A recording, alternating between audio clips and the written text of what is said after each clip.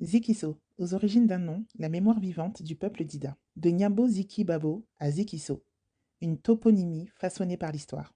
Au sud forestier de la Côte d'Ivoire, nichée au cœur du pays d'Ida, la ville de Zikiso, aujourd'hui sous-préfecture du département de Lakota, région du Lodjibois, porte un nom qui, au-delà de sa banalité administrative apparente, incarne une mémoire collective profonde.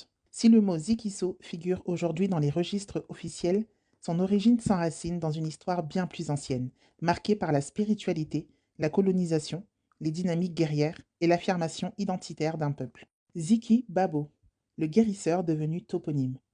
L'histoire de Zikiso commence avec Nyabo Ziki Babo, guérisseur éminent du village de Blihiri, issu de la lignée des Kobaté Paléguan, dépositaire du savoir médicinal et du pouvoir spirituel chez les Dida. Réputé pour ses dons de guérison, Ziki Babo devient une figure centrale dont le nom s'impose comme repère territorial et spirituel dans l'imaginaire local.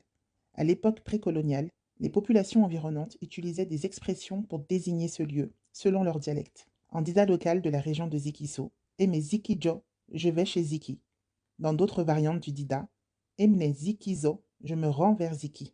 Ces formules, plus que de simples indications géographiques, traduisaient la reconnaissance d'un espace sacré, un lieu de soins, de savoir et d'autorité spirituelle, colonisation et déformation linguistique, naissance d'un nom administratif.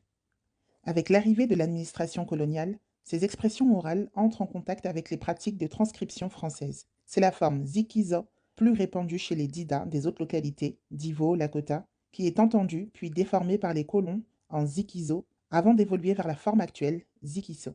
Ce phénomène typique de la toponymie coloniale reflète la manière dont les autorités françaises ont fixé des noms issus de l'oralité africaine en les simplifiant ou en altérant leur signification initiale. Le nom devient ainsi outil de cartographie, auteur de vecteurs d'oubli partiel.